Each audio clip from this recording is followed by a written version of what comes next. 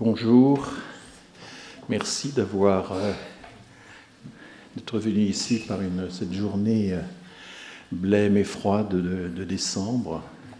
Vous êtes venus vous réchauffer et nous avons le grand plaisir aujourd'hui donc d'écouter Sophie Bava et Lucine Endelstein. Donc Sophie Bava est chargée de recherche à l'IRD, l'Institut de recherche pour le développement, dans le laboratoire du LPED, Laboratoire Population et Développement, à Marseille. Mais elle est surtout l'animatrice d'un LMI, d'un laboratoire mixte international, c'est comme ça que ça s'appelle à l'IRD. Et ce laboratoire s'appelle Movida, Mobilité, Voyage, Innovation et dynamique méditerranéenne et subsaharienne. Elle se définit comme socio-anthropologue. Elle a passé sa thèse à l'EHESS sur la mobilité des Mourides sénégalais, c'est bien ça. Et la mobilité religieuse, ça inclut les pèlerinages, ça inclut les migrations des spécialistes du religieux, des ministres du culte, ça inclut les migrations des personnes. Et son thème, ce que j'ai repéré comme thème intéressant, et ça définit son approche anthropologique, c'est le transnationalisme par le bas, hein, c'est bien ça. Donc la façon dont circulent et se rapprochent les migrants, et notamment elle a étudié la migration de la mobilité religieuse au Sénégal, mais surtout au Maroc, qui est un pays de transit migratoire très important. Et ce qui l'intéresse, c'est comment interagissent au fond le spirituel et le matériel dans tous ces processus. On lui doit, avec d'autres collègues, dont Sébastien Fath, Sébastien Roux, c'est ça, mais je crois que Sébastien Fath était également dans l'entreprise, donc le Dieu va ouvrir la mer. Voilà, et qui est un très beau livre, paru il y a 2 ans, quelque chose comme ça. Alors, Lucine Endelstein, elle appartient au LIST, qui est un laboratoire de sociologie et d'anthropologie important. C'est à Aix-Marseille, c'est bien ça? À Toulouse, vous êtes, oui, à Toulouse. Laboratoire interdisciplinaire, société-territoire. Vous êtes, Lucine, agrégée de géographie, vous êtes aussi chargée de recherche, mais au CNRS, pas à l'IRD. Et votre thèse, en 2008, a été faite à Migrinter, qui est un grand centre de géographie des migrations en France, sous la direction de 2 collègues que je connais bien. Cette thèse portait sur le renouveau du judaïsme dans l'habitat du 19e arrondissement. Et vous n'êtes pas seulement intéressé à la mobilité et au renouveau du judaïsme dans les villes, vous avez aussi étudié, vous avez réagi rapidement les effets de la pandémie de Covid, les effets de la pandémie sur les solidarités. Et le livre que vous avez co-dirigé aux éditions du Bord de l'eau s'appelle « Effets secondaires, vivre au temps du Covid-19 » et il est paru en 2022. Donc je suis très heureux de vous donner la parole tour à tour. Sophie, c'est à vous. Je ne sais pas si je suis très habituée à parler à la tribune ou si je vais me mettre là. Et en même temps, pour passer les diapositives, j'appuie là-dessus, c'est sur ça. Voilà. Bonjour à toutes et à toutes. Je remercie M. Laurent de m'accueillir dans ce bel amphithéâtre.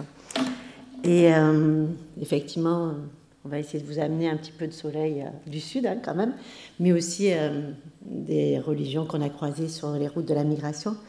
Comme le disait François, je suis sociologue des migrations et anthropologue des religions.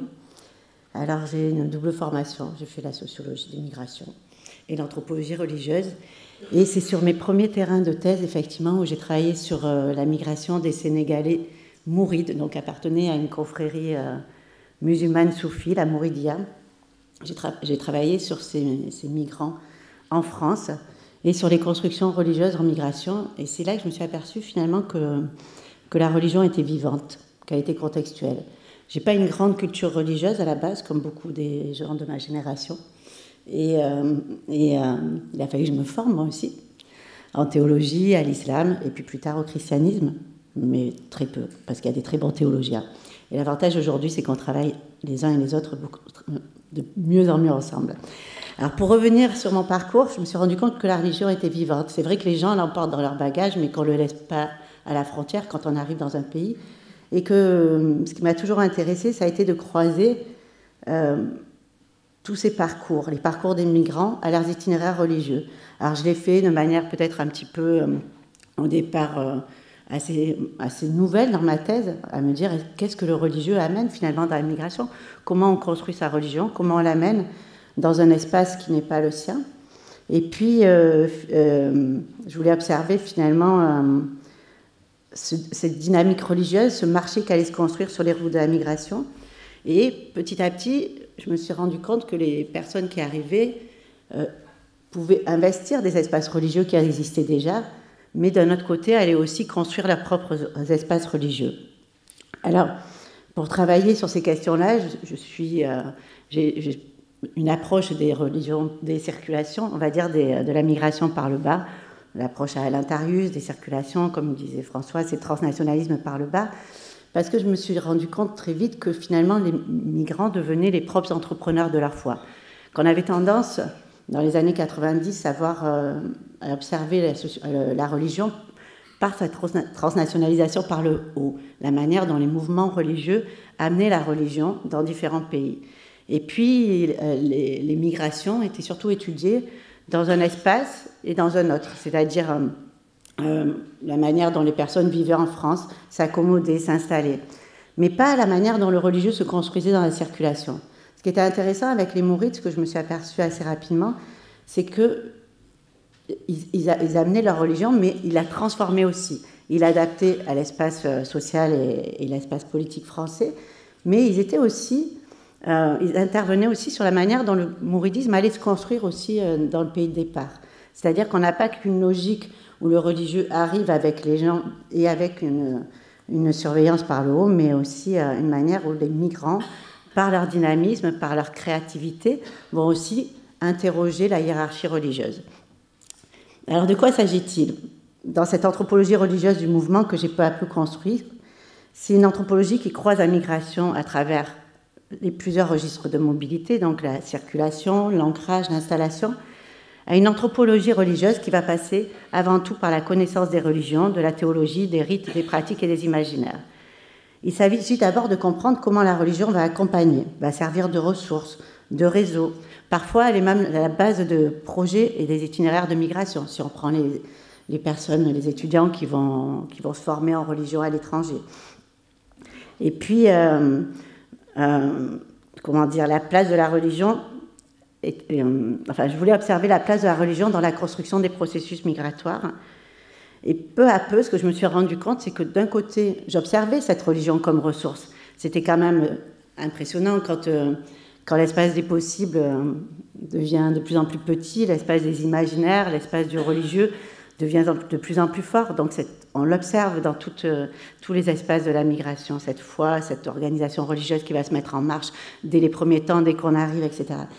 Mais peu à peu, dans mes terrains, ce qui m'a le plus intéressé, on va dire que ce que j'ai rencontré de nouveau, c'est à quel point la migration allait aussi influencer les théologies, à quel point la migration était aussi un moteur, les mobilités étaient aussi un moteur dans les dynamiques religieuses contemporaines, et que sans les mobilités, on verra un petit peu plus tard, les religions ont du mal à s'oxygéner aussi.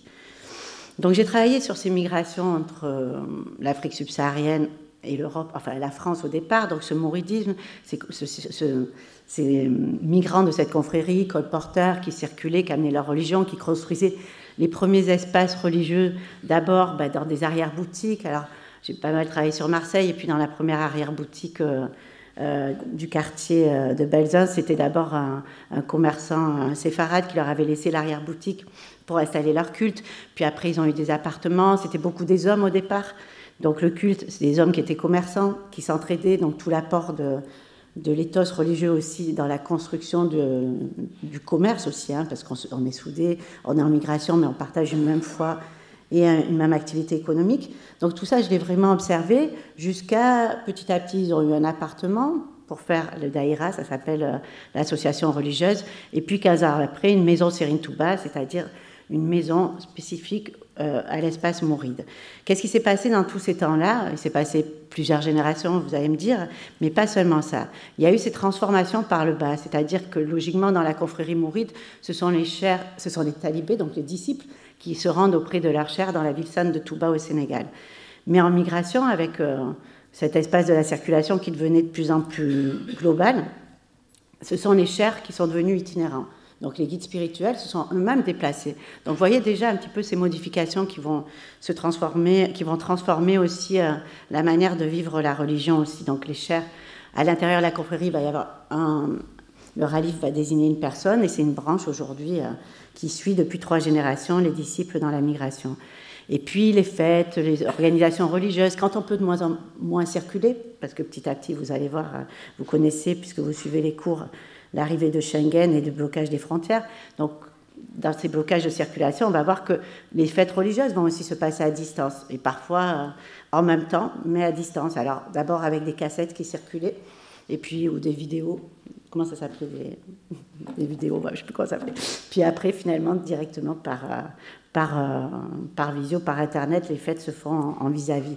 Donc tout ça pour dire que la migration a transformé ce paysage religieux mouride, et puis la manière dont les gens ont fait leur culte. Et la grande célébration des mourides, ça s'appelle le Magal, c'est une grande célébration annuelle qui fêtait le départ de Cheikh Ahmadou Bamba, du prophète en exil, de leur prophète, en exil, du fondateur de la confrérie.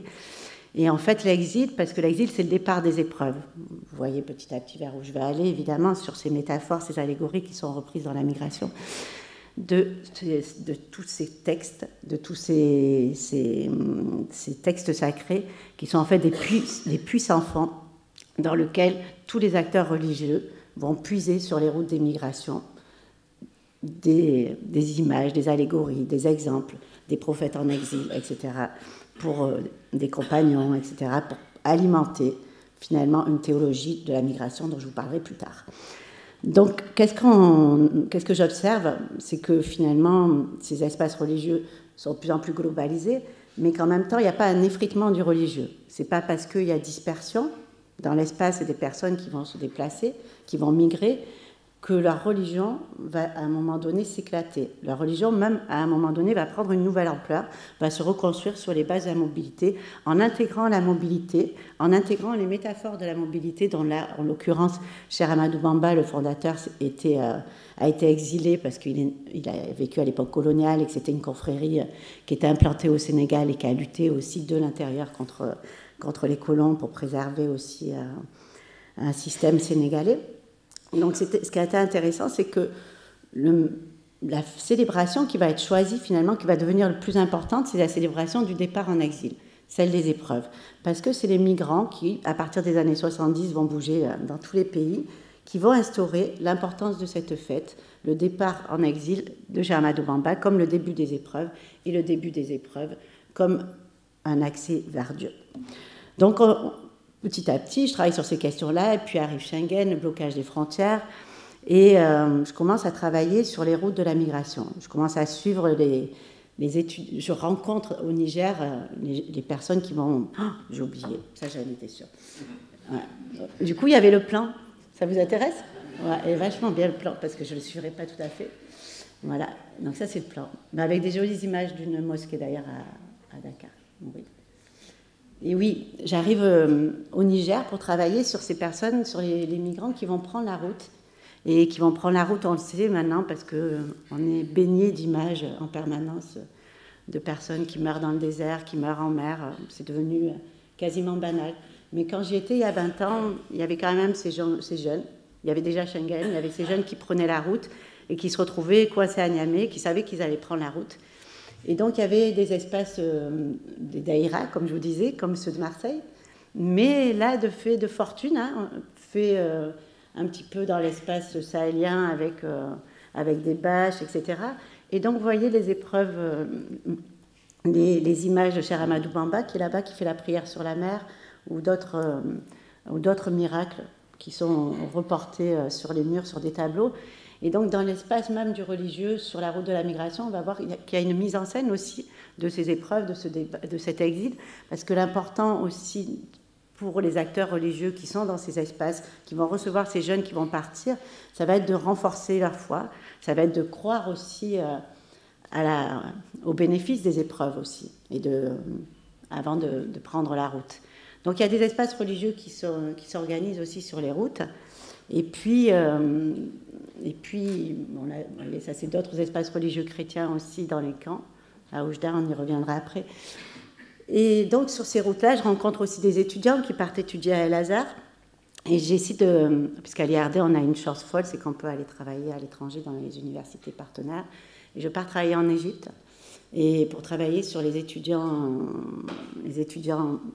africains qui reçoivent des bourses pour étudier à l'université Al-Azhar. Parce que quand on travaille sur les mobilités, les migrations, il n'y a pas un seul migrant. Derrière le migrant, vous êtes habitués, vous savez, il n'y a pas une seule figure. Il y a celui qui est convoi, aventurier, qu'on voit dans les images, le migrant économique, mais souvent la même personne, avant, elle a peut-être été étudiante, elle a peut-être étudié au Caire, elle a peut-être étudié à Tunis, à la Zaytouna ou à la Karawine au Maroc. Et puis, elle a repris la route ailleurs, sur d'autres espaces. Et puis, des fois, c'est l'inverse qui se passe. On arrive comme migrant dans un pays, comme au Maroc tout à l'heure, je vous montrerai. Et puis, c'est au Maroc qu'on va reprendre ses études et puis qu'on va découvrir sa vocation en migration. Parce que ce qui est assez fabuleux aussi dans le récit religieux, c'est que le méta-récit va accompagner tous les récits reconstruits en migration. Les personnes sur les routes, les personnes qu'on rencontre, qui s'installent, qui sont dans l'ancrage, vont reconstruire leur parcours migratoire à partir de leur histoire religieuse et de leurs convictions. Donc il y a aussi beaucoup de vocation, parce que Dieu devient un compagnon de voyage, comme disait un migrant. Dieu, la religion est toujours présente, et Dieu est un compagnon de voyage, évidemment, qu'on retrouve sur les routes.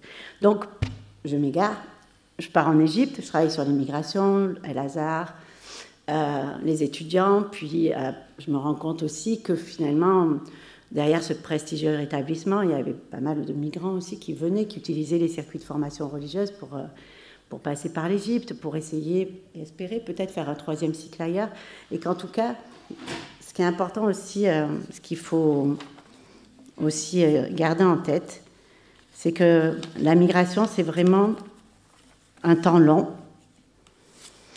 un temps souvent de précarité, de fragilité, où on va ancrer sa foi, comme je vous disais, un temps où l'on questionne aussi ce qu'on a appris. C'est un temps où parfois on va aller dans des nouvelles directions. Moi, je dis souvent que c'est un temps qui est négocié entre une religion qu'on a héritée, qui a été comprise, une religion qu'on a héritée de nos aînés, de nos familles, des acteurs religieux qui nous ont accompagnés, à une religion qui va être comprise dans la mobilité, une religion qui est une religion qui va parfois se transformer, parfois en s'éloignant de nos aînés. Alors je dis nous parce que je trouve que c'est plus simple par moment de se mettre ensemble dans cette histoire des migrants. Donc cette histoire de ce nous qui partons avec cet héritage. Et puis finalement, la migration, c'est aussi un petit peu une émancipation. On voit toujours ce côté difficile parce qu'on voit toujours des images de la route, de la difficulté, de la précarité, de l'immobilité, du blocage, des fermetures des frontières, de la sécurité. Mais il y a énormément de vie dans la migration. Il y a des mariages, il y a des cérémonies, il y a de l'amour, il se passe tellement de belles choses aussi, que c'est aussi un moment où les personnes quittent leurs aînés, quittent aussi une forme de rigidité dans laquelle ils sont nés pour pouvoir faire de nouvelles expériences. Et donc, en migration, on peut aller voir un petit peu ce qui se passe ailleurs. Dans le cas des chrétiens que j'ai rencontrés au Maroc, c'est aussi aller voir ce qui se passe dans des nouvelles églises, etc. C'est aussi parfois fonder son propre mouvement religieux, reprendre ses études, acquérir une formation religieuse, une vocation nouvelle, etc. Et souvent, en plus, on est appelé en migration.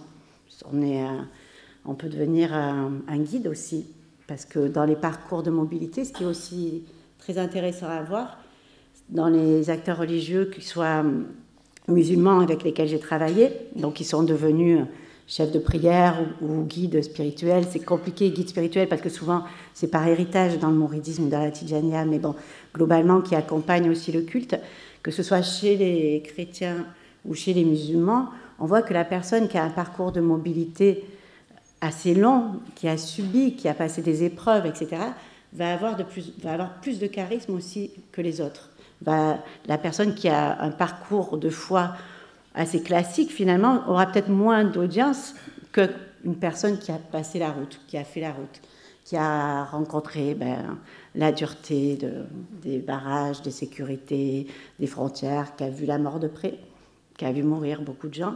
Je passais mon livre à François tout à l'heure, le dernier qu'on a fait, dont tu as parlé, là, Dieu va ouvrir la mer, sur les christianismes africains au Maroc, et c'est quand même presque la moitié des personnages qui sont dans ce livre qui sont morts, quand même, donc aujourd'hui. Donc oui, il y a cette difficulté, il y a ceux qui survivent et qui portent avec eux, du coup, une immense foi. Et c'est donc, je reviens au Caire. Vous avez suivi jusque-là? On est à la fin on est au début des années 2000, pas loin avant la Révolution. Et ça se fête, ce genre de choses, aujourd'hui, donc bon, bref. Et voilà. Donc c'était encore une époque où une dictature, c'est toujours, mais ça a changé. Et c'était une époque où travailler en sciences humaines et sociales au Caire, c'était pas très bien vu non plus. Et donc, j'avais demandé à pouvoir rentrer à El-Azhar. Ça passait pas très très bien non plus. Mais de fait, puisque je suis anthropologue et que c'est une université islamique la plus ancienne, en fait. Alors, en Tunis, on dit que c'est la Zaytouna. Je ne sais plus dans les dates si El-Azhar a été fondé avant la Zaytouna. Mais en tout cas, c'est un lieu de prestige dans la formation en études islamiques dans le monde arabe. Et à l'époque de Nasser, en même temps que le panafricanisme, a fait aussi ce qu'on appelle le panislamisme, c'est-à-dire la dawa, et c'est-à-dire d'aller recruter aussi dans toute l'Afrique des étudiants pour apprendre le vrai islam. Parce que bon, l'islam en Afrique, les confréries, tout ça, vous voyez, c'était pas le vrai islam, donc il fallait un peu remettre un peu de... Je suis au 3e degré, il fallait remettre un petit peu des vraies valeurs là-dedans. Donc c'était aussi faire venir des étudiants et donner des bourses pour apprendre la religion. Et alors dans les parcours des Sénégalais qui arrivent, comme des Nigériens ou des Maliens, ou des gens qui arrivent d'Afrique subsaharienne au Caire, alors j'ai pas mal travaillé là-dessus, mais il faudra que je sois brève parce que je sais plus où j'en suis dans le temps, comme d'habitude. Mais dans ces parcours-là, il y a énormément de jeunes qui sont déclassés, parce que comme je vous le disais, c'est une université prestigieuse. La plupart ont fait des études en franco-arabe ou en sciences islamiques dans leur pays. Ils ont une bourse pour venir étudier à El-Azhar, mais en arrivant à El-Azhar, ils doivent repasser des tests, et en général, on les renvoie à la primaire ou au collège. C'est-à-dire que pour faire une licence à El-Azhar, c'était 4 ans. En minima, les gens feront entre 8 et 10 ans. Donc ça veut dire qu'on s'installe quand même assez durablement dans le pays dans lequel on vient étudier. Mais être étudiant, c'est aussi avoir des papiers. Être étudiant, c'est aussi une manière de rester aussi dans un autre pays et d'imaginer peut-être la suite. Donc, le Caire, l'Égypte, l'islam, les Sénégalais se sont organisés là-bas aussi avec leur daïra. Donc, ils ont refait ces petits espaces religieux associatifs, ces espaces religieux mourides, comme on a vu au Niger, mais comme on a vu aussi à Marseille, etc. Et pareil, dans un autre espace. Et dans un autre espace, finalement, on va aussi puiser dans d'autres textes, dans d'autres moments du parcours de Cheikh Ahmadou Bamba, et notamment là dans toutes les pages sur la quête du savoir, etc. Donc vous voyez, les textes, on les utilise dans les parcours de migration, suivant les moments. On va aller puiser ce qui est important pour avoir de l'énergie aussi pour continuer, pour avoir des références, évidemment, qui nous permettent d'avancer. Donc au Caire, je rencontre au Caire aussi, parmi les étudiants d'Al-Azhar, des chrétiens. C'est étonnant quand même, des chrétiens qui avaient eu des bourses pour venir étudier dans une université islamique. Et bon, avec qui j'ai travaillé. Alors oui, l'anthropologie, ça nous permet de déjouer toujours un peu les contextes. Hein. Je ne peux pas rentrer à El Azhar. Je suis rentrée une fois, après on m'a pu laisser rentrer. Bon, j'avais pas réellement non plus d'autorisation. Et puis, si on commence à essayer d'avoir des autorisations, on travaille avec 2 flics derrière, donc c'est au choix des fois. Bon, donc sans autorisation, j'ai travaillé sur la cité universitaire qui hébergeait les étudiants et dans les espaces, dans les quartiers où logeaient les migrants. Donc je travaillais chez eux, avec eux, etc.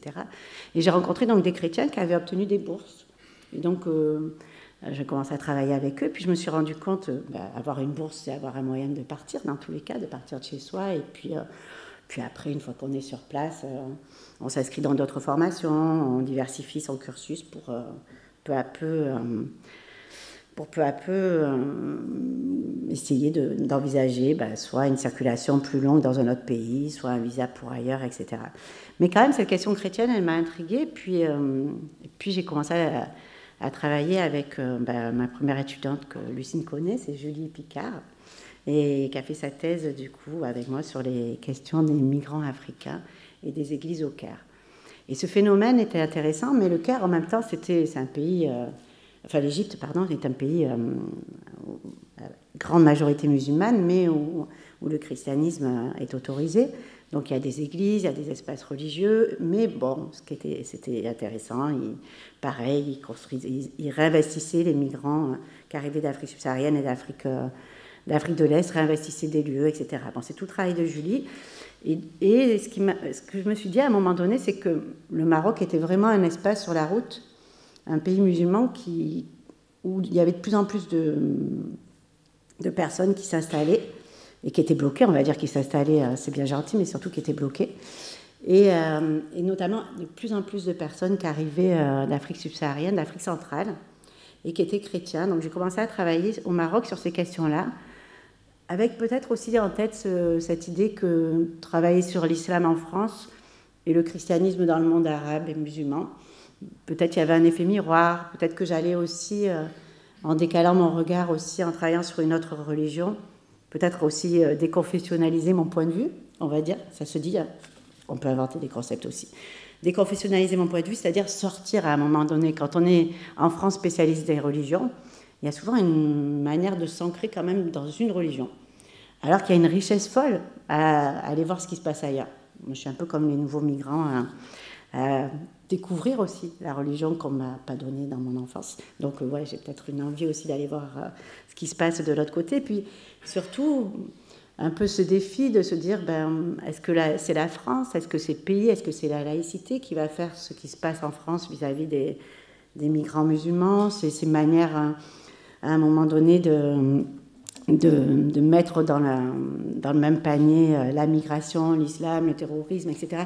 Tout ce que j'avais rencontré sur l'islam en France, et en même temps, je voyais très bien, et je vois toujours, parce que je travaille toujours sur l'islam en France quand même, l'islam africain, c'est que je me rends compte qu'il y a vraiment des constructions religieuses par le bas, et des constructions vraiment pacifistes, des constructions entre plusieurs territoires, pacifistes, etc. Et c'est la réalité de l'islam de France, elle est là-dedans. Donc aller voir de l'autre côté de la Méditerranée au Maroc et voir comment s'installait le christianisme dans un royaume musulman, dont le commandeur des croyants est le commandeur de tous les musulmans. Mais après, ça change en 2016, vous verrez. Et donc, c'était aussi un défi de me dire, est-ce que la religion en contexte, est-ce que les migrants font changer la religion en contexte, mais est-ce que les migrants eux-mêmes, en amenant leur religion, en transformant les paysages religieux, font aussi bouger des lignes dans les paysages politiques. Ça reste quand même intéressant. Et comme je dis souvent, ce qui est passionnant en travaillant sur la question religieuse en migration, c'est qu'on part du plus intime, de la religion dans les cœurs, de la religion qui accompagne, de la religion qui fait vivre toutes ces expériences qui permettent de les ancrer dans un récit et d'avancer, à une géopolitique du soft power en Afrique. Vous allez voir, c'est impressionnant en travaillant sur la religion à quel point cette histoire, ces constructions peuvent aboutir à des transformations. Et on a toujours cette impression-là quand on regarde ou quand on lit la presse, que finalement les transformations se font, la géopolitique religieuse se fait par le haut. Et concrètement, ces petites expériences de toutes ces personnes qui circulent, c'est des milliers de gens finalement qui circulent et qui transforment aussi le paysage religieux et qui font aussi bouger les certitudes et qui font bouger aussi la manière dont les sociétés vont aborder le religieux. Alors, si on le prend dans ce sens-là, on se rend compte que finalement, c'est des constructions qui sont longues, qui prennent du temps. On n'est plus face à des gens qui arriveraient avec un message dogmatique en disant « transformez, allez-y, vous serez nos soldats qui allez transformer la religion dans le pays dans lequel on vous envoie ». La plupart des transformations religieuses qu'on observe, les uns et les autres, elles se font par le bas, par les gens, par les fidèles, et par ces constructions religieuses qui prennent du temps. Mais au Maroc, ça a été assez rapide. D'abord, ce qui est assez intéressant, j'ai pas du tout suivi mon plan. Ouais, donc là, on est au Maroc. Donc on est au Maroc, on est dans des camps qui sont à la frontière, à Oujda. Et ce qui s'est passé au Maroc, en fait, donc un autre temple à Oujda aussi, une église évangéliste, donc un temple de fortune, vous comme on voit dans les camps.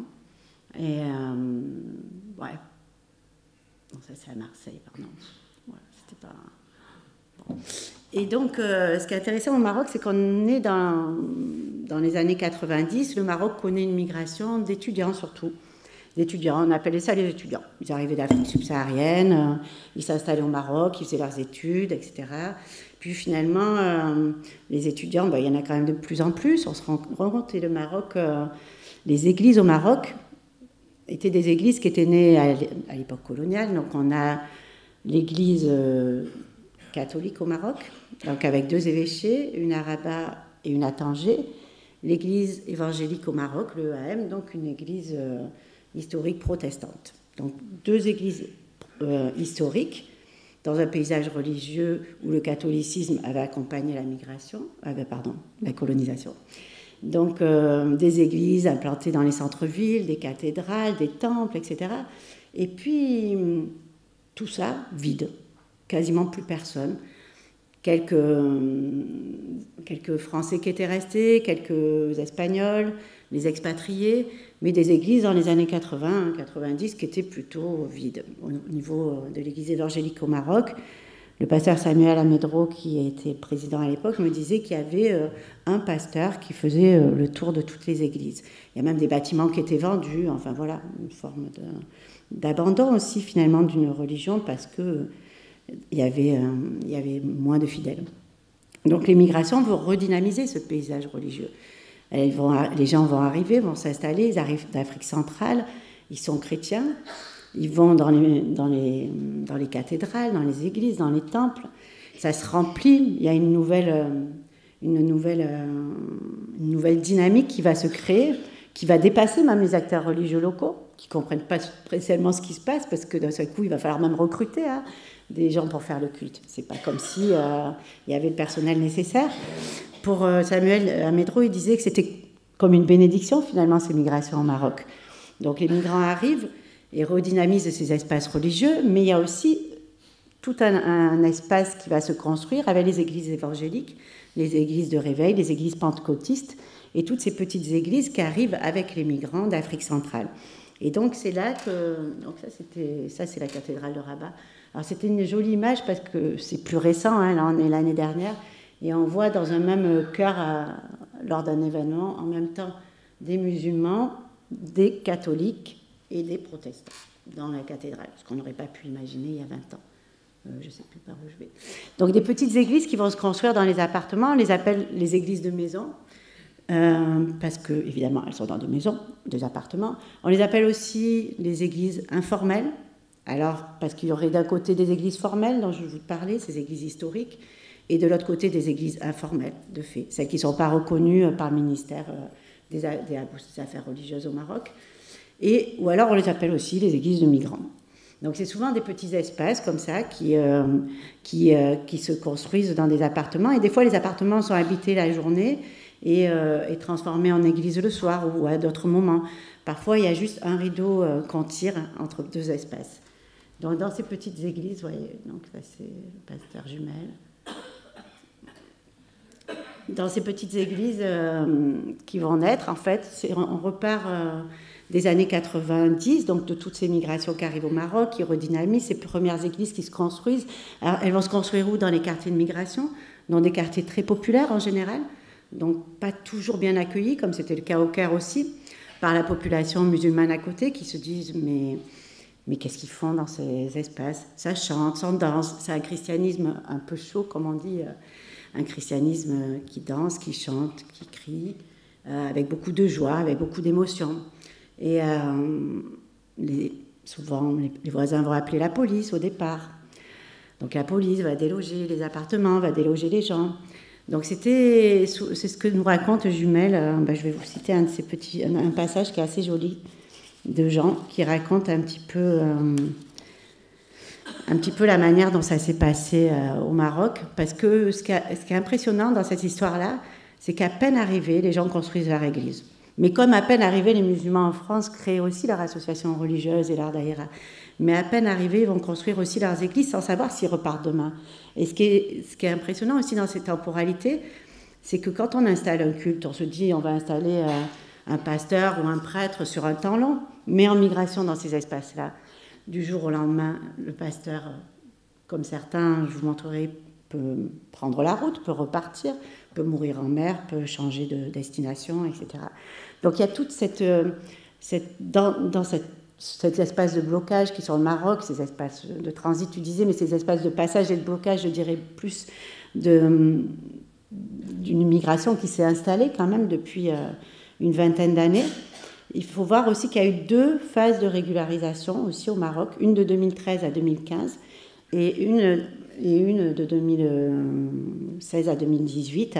Et dans ces 2 phases de régularisation du royaume, il y a eu plus de 50 000 personnes qui ont été régularisées. Alors pour quelqu'un comme moi qui croise la sociologie des migrations et l'histoire religieuse et les parcours religieux, pour moi aussi c'était une bénédiction, on va le dire comme ça, parce qu'il y avait ces deux mouvements en même temps. D'un côté, une régularisation, de l'autre côté, ces migrants qui installaient leur église.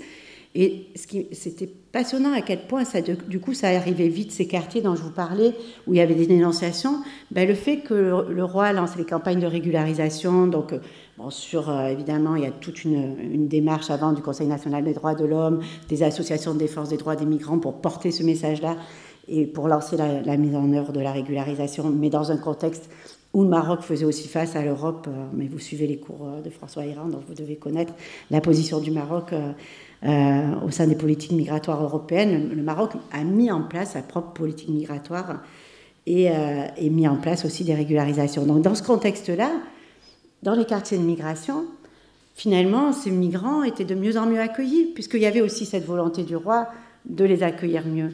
Ça jouait aussi dans l'espace aussi du quotidien des personnes qui se sont un peu intéressées aussi aux gens qui passaient dans leur pays et qui s'y installaient plus durablement, jusqu'à aujourd'hui des amitiés, même des mariages parfois, etc.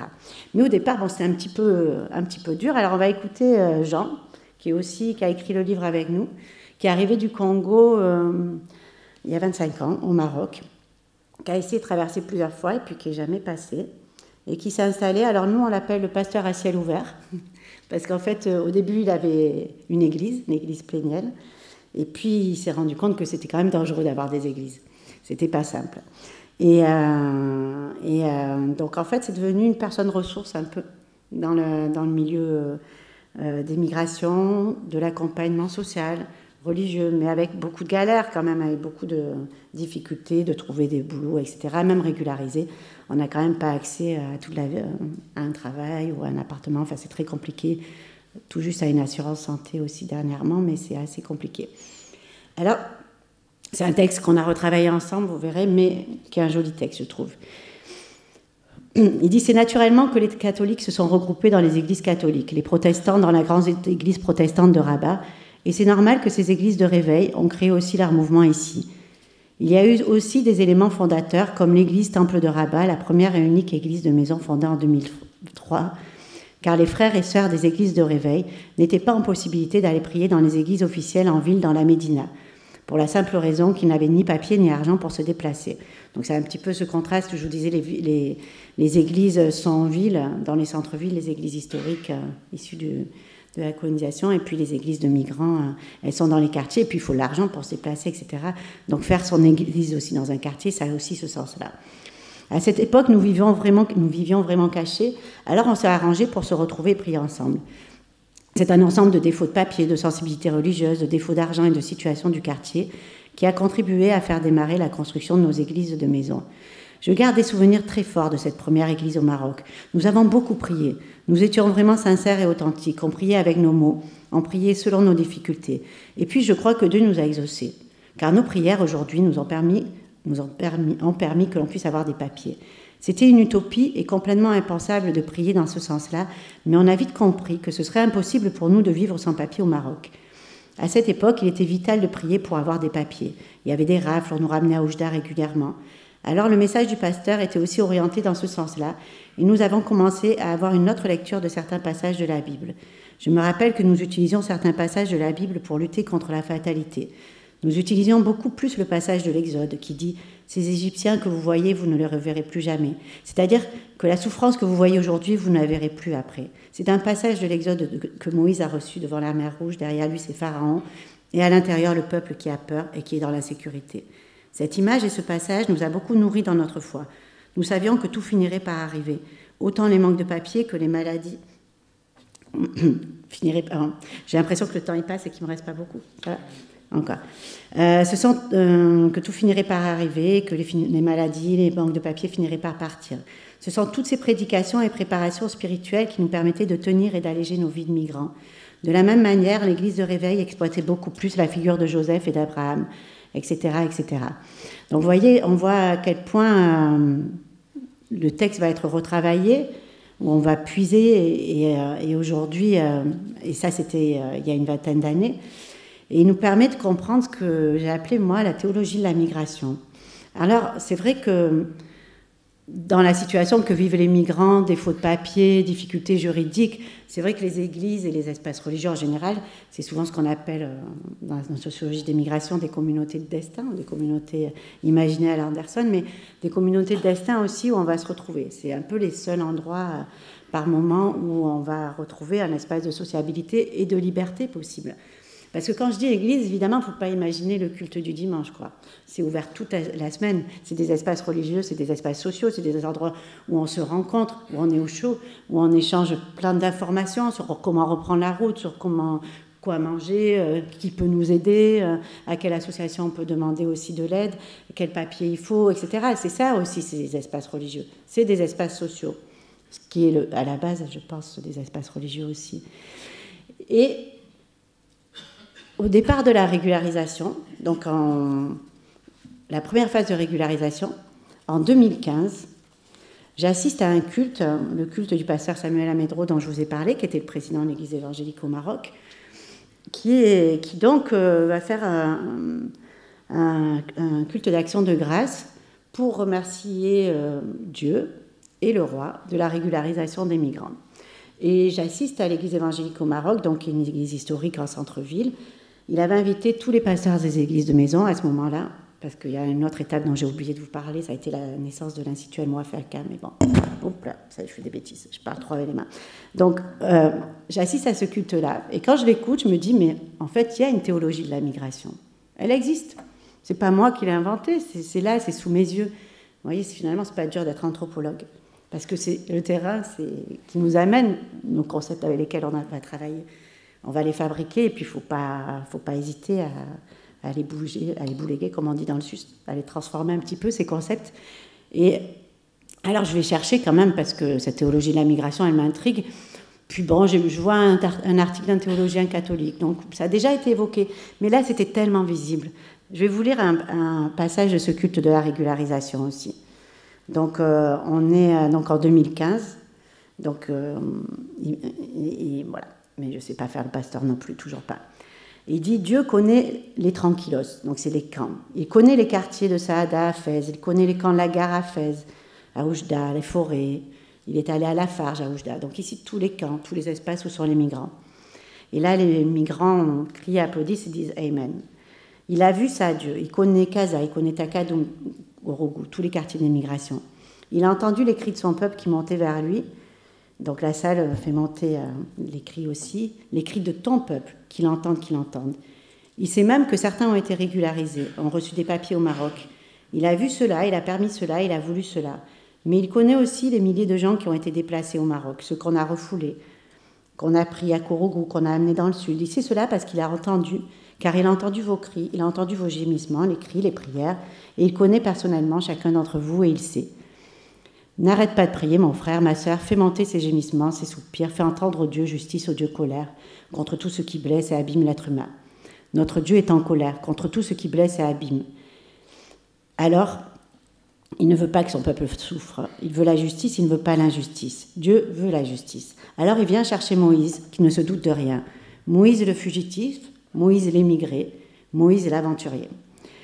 Et donc il va dire aux gens qui sont dans l'église, il va dire que c'est vous êtes Moïse.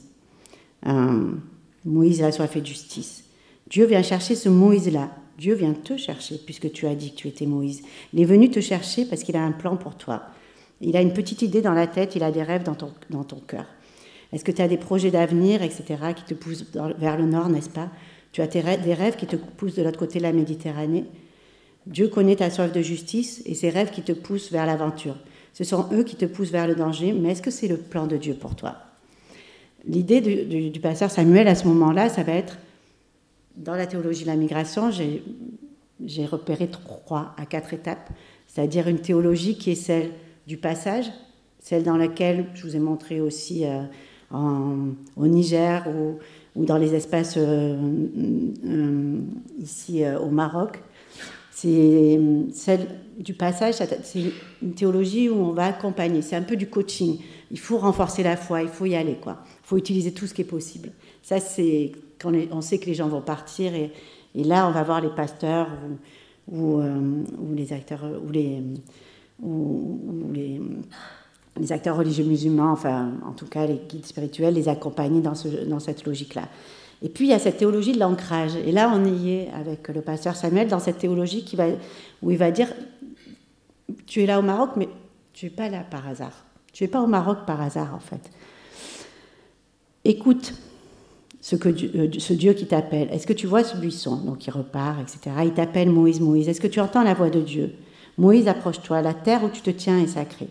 Voyez-vous, mes frères, mes amis, la maison de Dieu est ici, sur cette terre, n'importe où. Cette terre est une terre sacrée.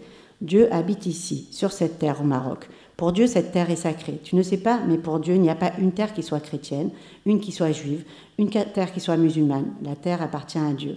Alors, n'importe où Dieu se trouve, la terre est sacrée. Est-ce que Dieu se trouve ici aujourd'hui? Est-ce que cette terre appartient à Dieu? Alors, cette terre du Maroc est sacrée parce que Dieu est là, etc., etc. Un jour, dit-il, je te donnerai un signe et tu viendras, Dieu t'enverra un signe et tu pourras rendre ton culte librement sur cette terre. Dans cette terre sacrée, tu auras un signe. Quand tu seras libéré, tu viendras ici rendre ton culte librement. Ce qu'il veut leur montrer, c'est aussi que le Maroc est aussi une terre chrétienne. C'est aussi, derrière les acteurs religieux, je disais, derrière les migrants, il y a des constructions. Les migrants amènent aussi avec eux leur religion, la transforment. Mais les acteurs religieux qui interfèrent aussi vont construire aussi un projet religieux derrière. Pour les chrétiens qui sont au Maroc, c'est une bénédiction. Et il y avait 2 choix, en fait. Toutes ces églises qui naissaient à ce moment-là, dans les années 90, un peu des églises mercenaires, un peu prophétiques, un peu violentes, des fois anti-islam, il y avait 2 choix. Soit on laissait faire ça au Maroc, et puis on arrivait dans un christianisme qui n'aurait pas forcément été accepté, et avec en 2012 110 pasteurs qui ont été expulsés du Maroc par le roi. Donc on était dans ce contexte-là. Soit il fallait créer un encadrement chrétien, et c'est ce que va faire le pasteur Samuel Amedro, Bernard Coyot et l'évêque de Rabat, Vincent Landel à l'époque. Ils vont mettre en place un accompagnement, mais mettre en place un institut. Je n'aurai pas le temps d'y revenir, mais on a écrit plein de choses là-dessus. Et puis l'institut existe toujours. L'institut s'appelle l'Institut Al-Mouafaka. Et ils le font avec l'autorisation du ministre d'Ahabous, qui leur donne le nom même, Al-Mouafaka, qui veut dire l'accord. Mais il n'y a pas d'accord formel non plus. Ce n'est pas légal. Mais c'est un espace qui a été donné par l'évêché, c'était une ancienne bibliothèque La Source, et dans lequel il y a un institut de théologie chrétienne, œcuménique, dans lequel on va former des acteurs religieux présents sur le territoire ou qui arrivent d'Afrique pour encadrer le culte dans la migration ou alors se former à l'islam, au christianisme et au judaïsme pour accompagner dans les pays dans lesquels on vient aussi. Voilà. Donc toutes ces formations religieuses sont aussi issues des problématiques de la migration. S'il n'y avait pas eu ces migrants au Maroc, il n'y aurait pas eu ces questionnements, il n'y aurait pas eu ce projet aussi des églises chrétiennes, en tout cas protestantes et catholiques, d'accompagner ce christianisme, de l'encadrer et finalement d'en faire aussi, de le faire accepter aussi dans le paysage religieux local. Parce que dans ce texte-là, dans ce premier culte, mais après dans plein d'autres, c'est aussi montrer que le Maroc est une terre qui est aussi une terre chrétienne. Et en 2016, c'est-à-dire pas plus d'un an après, le roi Mohamed VI, dans le discours de Marrakech, dira « Je suis le commandeur des croyants, de tous les croyants ». Donc vous voyez, on assoit quand même cette logique. Et derrière cette logique des églises, il y a aussi la logique d'un royaume, d'un pays qui est entre l'Europe et l'Afrique, qui rejoint en 2017 l'Union africaine, après 30 ans en dehors de l'Union africaine, et qui a aussi un projet, une reconquête aussi finalement, une réinstallation du Maroc en Afrique. Et dans ce projet, dans ces projets qui accompagnent aussi la dynamique économique du Maroc en Afrique, il y a tout un soft power religieux. Et le Maroc va reprendre sa place entre deux continents, à travers aussi une migration qui s'est installée, reprend sa place et le roi va inviter le pape en 2019 à venir au Maroc. Et la question qui va être traitée va être celle des migrations au Maroc. Donc là, je vais un petit peu vite sur la fin parce que le temps, évidemment, passe. Et je vais conclure pour montrer que cette histoire-là, cette histoire des migrations, cette histoire des mobilités qui accompagne, de cette religion qui accompagne les migrants, c'est une histoire qui peut se lire à plusieurs échelles et qu'il ne faut pas hésiter, évidemment, à entremêler ces échelles-là pour comprendre aussi que la religion se fabrique par le bas, que la migration et la mobilité sont intrinsèques aux trois religions du livre, qu'elles sont nécessaires, pour accompagner la migration, mais la migration est nécessaire pour faire vivre ces religions, pour les revitaliser, pour les transformer, pour les faire travailler ensemble, finalement aussi dans un contexte comme celui du Maroc, ou ce qu'on aimerait des fois un petit peu plus aussi en France, et qu'il y a des espaces religieux qui peuvent naître de ça, des espaces de formation. Donc au Maroc, il y a l'Institut Al-Muwafaka d'un côté et l'Institut de formation des imams qui est né à peu près à la même époque, avec deux visions aussi qui étaient celles aussi d'accompagner le Maroc vers une ouverture aussi à l'Afrique. Et le religieux, inscrit historiquement dans ce pays, a été une des bases de ces transformations-là. Donc la religion, dans la migration du plus intime au soft power le plus large, se trouve aussi intéressante à étudier. Et j'espère que je ne vous ai pas trop perdu. Merci. Merci. Et alors, je vous passe le PowerPoint, comme ça vous verrez tout ça, parce que ça, c'est l'Institut Al-Muwafaka, Rachid Benzine qui donne des cours. Voilà, la soutenance. L'église évangélique dont je vous parlais, elle est là. Les exils, évidemment. Et tous ces pasteurs un peu coach qui font des séminaires. Et voilà. Des jolies images, parce que j'ai oublié de citer, c'est avec Malik Najmi que j'ai travaillé. On a une installation et une exposition, parce que c'est un artiste, et on a travaillé, fait du terrain ensemble. Et voilà, on est à la fin. Ça, c'est le livre, du coup. Merci Sophie. Alors, je ne sais pas comment vous réagissez à ça. Moi, j'ai découvert plein de choses. J'ignorais à peu près tout de tout ce que vous venez de raconter. Donc, puis en même temps, on est saisi par cette anthropologie d'observation participante, empathique, de contact qui est proche des gens. Et c'est une des manières importantes de pouvoir faire de l'anthropologie. Il n'y a pas uniquement de grandes théories. Merci donc pour tout ça. Et maintenant, nous allons... Alors, en même temps, il y a juste une chose, ce qui m'a beaucoup frappé tout au cours de l'exposé, c'est à quel point des phénomènes que vous décrivez ressemblent tout à fait à ce que l'on connaît du premier christianisme avant la reconnaissance par Constantin et par Théodose. Et peut-être que vous connaissez ce livre de Marie-Françoise Basselès qui s'appelle « Comment le christianisme est devenu catholique » et qui décrit un système de maisonnée, qui décrit une dissémination ainsi vraiment par le bas de religions de maisonnée qui en fait suivent les voies de la migration, peut-être aussi les voies du commerce, enfin on ne sait pas trop. Et c'est comme ça que le christianisme est né, bien avant la reconnaissance officielle. Donc je trouve que cette analogie est très utile. Ce que vous décrivez a dû se passer aussi au 1er siècle de notre ère. Bon, Lucine, à vous. Donc bonjour à toutes et à tous. Merci beaucoup François pour cette invitation. C'est un très grand plaisir et un honneur de venir parler dans ce séminaire. Je vais donc enchaîner avec la présentation de Sophie pour vous parler des mondes juifs contemporains, avec une approche qui est une lecture urbaine, puisque je travaille à l'intersection des recherches sur les migrations, sur les faits religieux et aussi sur la ville.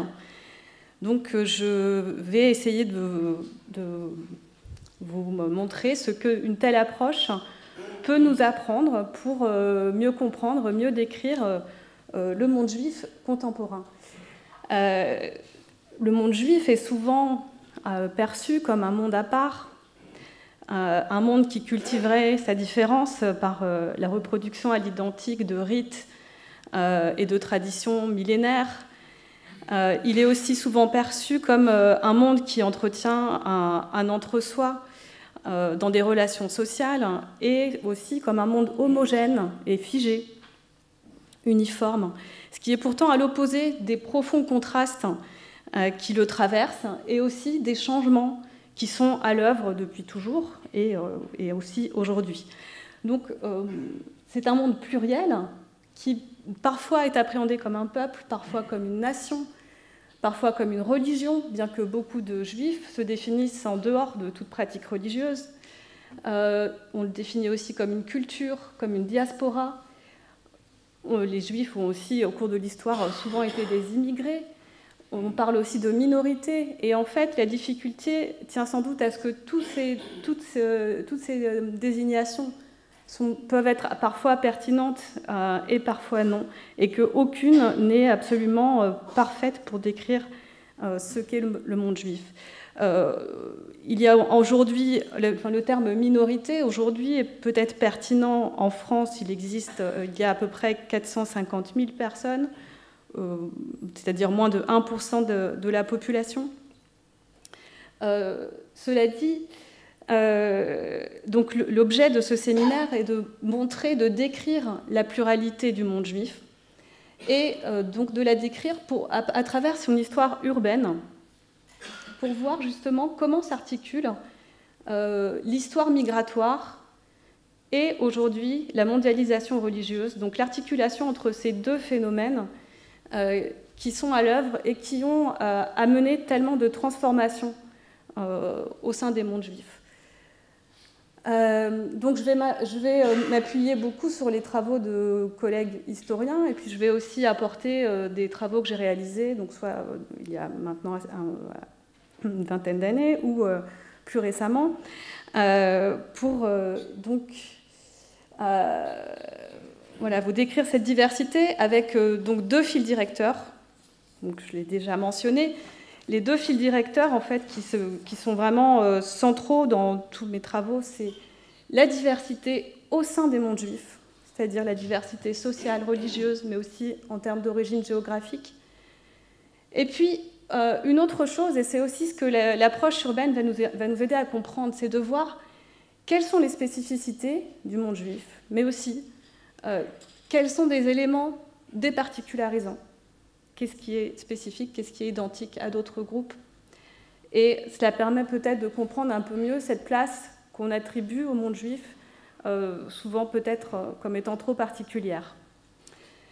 Donc j'aurai une approche chronologique avec une première période de la fin du 19e siècle jusqu'aux années 50, avec les premières vagues d'immigration, puis des années 50 aux années 70, l'arrivée des Juifs d'Afrique du Nord, et enfin des années 80 à aujourd'hui. Bon, c'est une large période, c'est arbitraire, on aurait pu mettre une autre charnière dans les années 2000, mais c'est pour simplifier la présentation. Donc on parlera ici de contexte post-migratoire, et en fait justement de cette articulation entre contexte post-migratoire et mondialisation religieuse qu'on peut assez bien voir avec une approche urbaine et une approche des mobilités.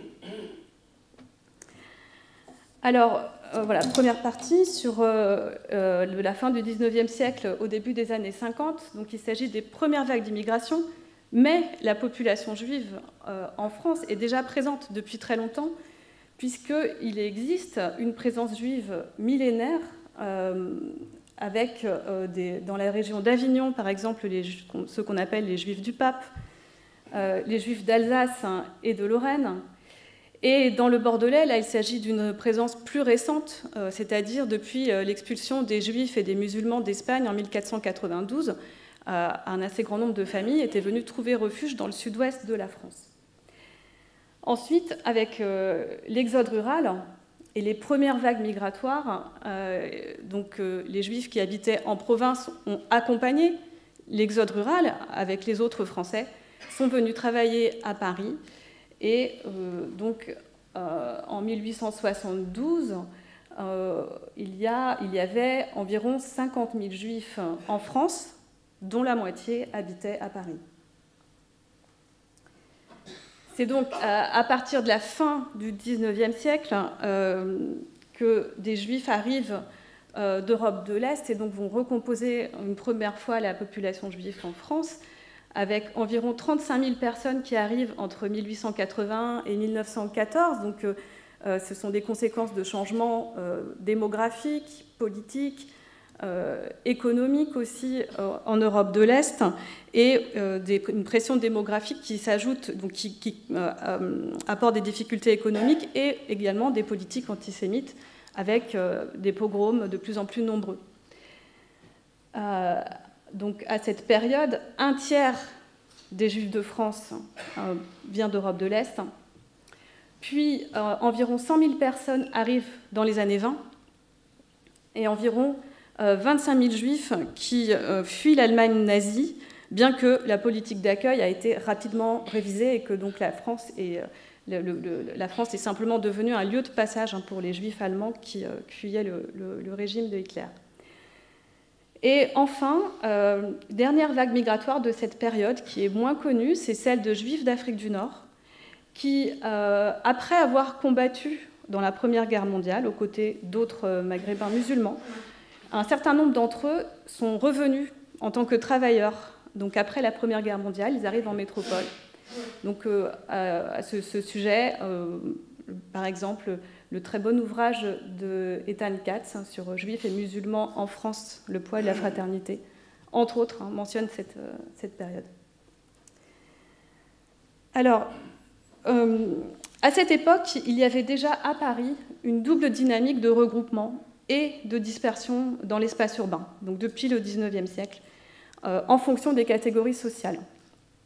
C'est-à-dire que les familles qui étaient anciennement installées, qui avaient déjà connu une ascension sociale importante, habitaient dans les beaux quartiers de Paris. Elles se définissaient souvent à cette époque comme des familles israélites, c'est-à-dire, là je mets des guillemets, c'était leur manière de parler, juifs dedans et français dehors, donc selon un modèle qui veut respecter parfaitement le modèle de laïcité française de cette époque, selon lequel la religion est uniquement dans l'espace privé. Donc ces familles, certaines sont très connues et sont devenues très riches et puissantes, notamment les Rothschild, les Pereire. Mais par contre, ces images de familles qui ont réussi et qui habitent les beaux quartiers font écran par rapport à la grande majorité des autres familles juives qui suivent des logiques de dispersion dans Paris, mais aussi par rapport à d'autres quartiers qui, dans l'entre-deux-guerres, sont devenus des quartiers d'immigration, donc accueillant des vagues migratoires que je viens de mentionner. À Paris, par exemple, donc c'est bien sûr le Marais qui devient un espace de référence pour les Juifs qui arrivent à Paris, d'Europe de l'Est, mais aussi d'Afrique du Nord. C'est un quartier qui a un caractère très vite assez religieux, avec la présence de quelques lieux de culte de stricte observance.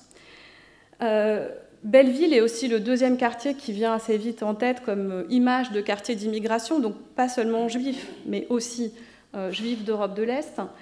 C'est un quartier qui accueille une immigration ouvrière, artisanale, plus politisée, syndicaliste et donc moins religieux que le Marais. C'est le centre politique des Juifs de gauche à l'époque. Et dans un quartier donc très cosmopolite. Ensuite, en proche banlieue, des quartiers aussi ont accueilli, alors oui, je ne l'ai pas mentionné, le Sentier, donc je vais en reparler un peu plus tard, mais aussi la Roquette qui accueille des Juifs venant de l'Empire ottoman. Et en proche banlieue, là, ce sont plutôt des Juifs d'Europe de l'Est qui vont s'installer à Montreuil, Vincennes, Saint-Mandé, et notamment dans les bidonvilles qui sont à l'époque aux portes de Paris. Donc, sans pouvoir être exhaustive, je vous affiche les ouvrages, quelques ouvrages sur l'insertion urbaine de Juifs à Paris à cette époque. Donc, l'ouvrage de Nancy Green, Du Sentier à la 7e avenue, qui compare l'artisanat, la confection, le monde de la confection entre Paris et New York. Les Juifs dans la banlieue parisienne, de Jean Laloum. Les Juifs à Paris de 1933 à 1939 de David Weinberg. Le Bosphore à la Roquette, donc sur les Juifs de l'Empire ottoman. Et un ouvrage plus récent, mais qui parle aussi du coup maintenant de l'histoire, sur la rue des Rosiers, donc le quartier du Marais. Alors, ce qui est intéressant sur cette première insertion des Juifs d'Europe, de différentes vagues migratoires dans les espaces parisiens, c'est aussi de faire des comparaisons avec d'autres groupes immigrés et de voir quelles sont les logiques d'insertion qui sont particulières et quelles sont les logiques qui sont départicularisantes, puisqu'il existe des dynamiques d'insertion urbaine qui sont communes à d'autres groupes d'immigrés et qui sont d'ailleurs étudiées depuis très longtemps. Je vous ai inséré à droite le schéma de Burgess, qui est un sociologue de l'école de Chicago, donc de 1920. C'est une école de sociologie qui, en 1920, à Chicago, a travaillé sur le rôle des migrations, de l'immigration de l'époque, sur les transformations de la ville de Chicago, en analysant les différents quartiers. Donc les quartiers donc la petite Sicile, le ghetto juif, le quartier chinois.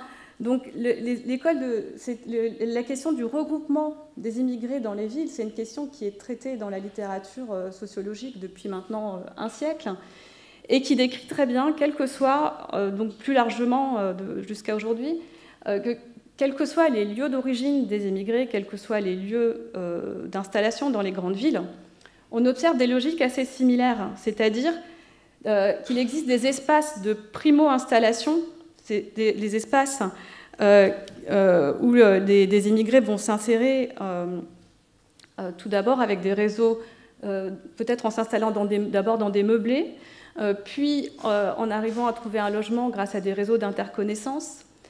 Donc il y a une notion de filière migratoire qui aussi a été développée dans les travaux sur les migrations, donc aussi repris depuis maintenant une trentaine d'années. Donc ce sont des logiques qui sont vraiment pas particulières au monde juif, mais vraiment partagées par l'ensemble des immigrés dans leur arrivée en ville. Donc à titre de comparaison, juste pour vous donner deux exemples sur Paris, les travaux de Judith Reynorn en 2005 ont montré la présence des Italiens dans des quartiers très similaires, notamment dans le nord-est parisien, par rapport à l'insertion des Juifs. Et les travaux de Paul-André Rosenthal, des Sentiers invisibles. Donc là, il s'agit d'un travail sur les Aveyronnais, et qui montre qu'en fait, à l'époque, enfin là, plutôt à la fin du XIXe siècle, au tournant du XXe siècle, les immigrés à Paris étaient aussi les provinciaux qui arrivaient donc des provinces françaises et qui s'installaient dans Paris selon les mêmes logiques, c'est-à-dire aussi, donc c'est encore un autre facteur de regroupement, c'est la spécialisation artisanale. Donc ici, je mentionne la confection, je vais y revenir, mais la spécialisation artisanale, c'est aussi un facteur qui guide les modalités d'insertion urbaine des immigrés, quelles que soient leurs origines. Donc, pour revenir sur la confection, il y a aussi souvent des images associées au monde juif sur la confection, etc.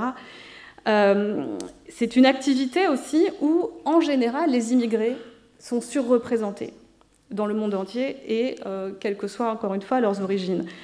Parce qu'il s'agit d'un métier qu'il est possible de faire sans beaucoup de qualifications, sans parler la langue du pays. Et donc, c'est un secteur d'activité où toujours on retrouve beaucoup d'immigrés.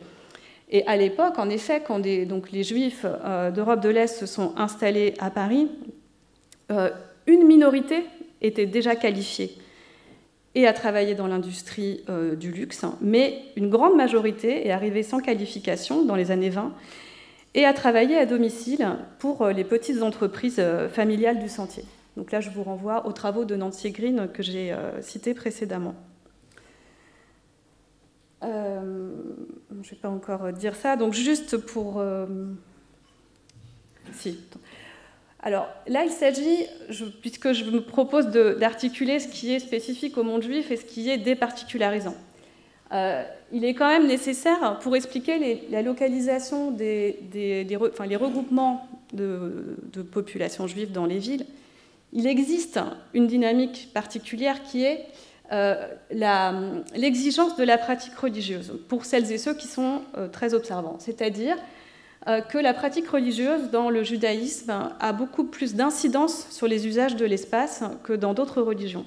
En particulier, l'observance du Shabbat, qui implique de ne pas utiliser de moyens de transport, donc se rendre à pied à la synagogue, se rendre à pied pour voir la famille, les amis, etc.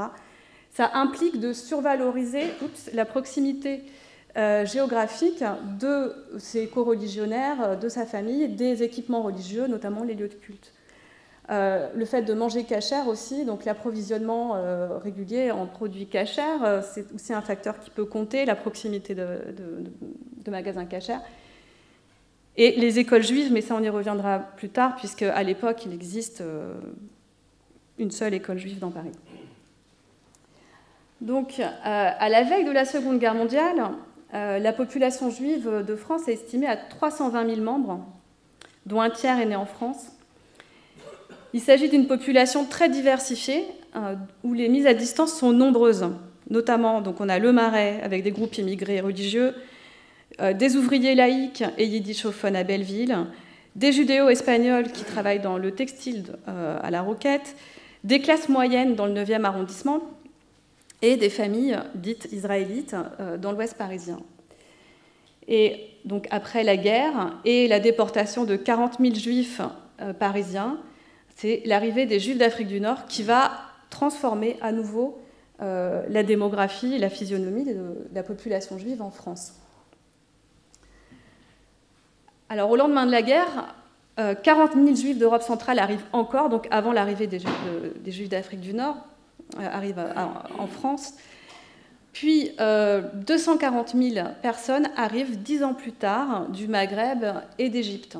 Donc il y a des vagues importantes en 1956 au moment des indépendances et en 1967 avec la guerre des 6 jours. Puis 120 000 à 130 000 arrivent d'Algérie, donc des Juifs arrivent d'Algérie pendant l'été 62 avec les autres Français, et la majeure partie appartient à des vieilles familles juives maghrébines. Entre 1945 et 1968, la France devient le pays d'Europe qui compte le plus de juifs, donc environ 500 000 juifs. Bien sûr, on n'a pas de statistiques, donc ce sont des estimations. Tous les chiffres que l'on prend à partir de cette période sont à prendre avec précaution. Alors, ce qui va être déterminant dans l'arrivée de ces Juifs d'Afrique du Nord et de leur modalité d'insertion urbaine et dans la société, c'est leur statut juridique. puisque l'appartenance à la nationalité française, qu'une partie ont, mais pas tous, va impliquer d'avoir des aides à l'installation en métropole, avec notamment la loi du 26 décembre 1961 pour l'installation des rapatriés, donc, dont vont bénéficier les rapatriés d'Algérie. Donc, les Juifs avaient, depuis le décret Crémieux, la nationalité française en Algérie. Mais par contre, parmi les Juifs de Tunisie et du Maroc, tous n'avaient pas la nationalité française. Et donc, les non-nationaux vont vivre un déclassement social plus intense, donc, parmi les Juifs de Tunisie et du Maroc. Donc, il y a différents modes d'insertion urbaine à l'époque, notamment les immigrés tunisiens et marocains vont aller s'installer dans des habitats dégradés à Belleville et dans le 9e arrondissement. Le 11e, pardon. Oui, merci. Et donc de Belleville et le 9e arrondissement, donc avec aussi à ce moment-là des immigrés musulmans qui arrivent aussi dans les mêmes quartiers. Et les Français, donc, qui bénéficient des mesures d'aide aux rapatriés, vont en partie se regrouper, pas tous évidemment, mais une partie vont se regrouper, donc des classes moyennes vont être installées dans les grands ensembles périphériques qui sont construits à l'époque à la hâte.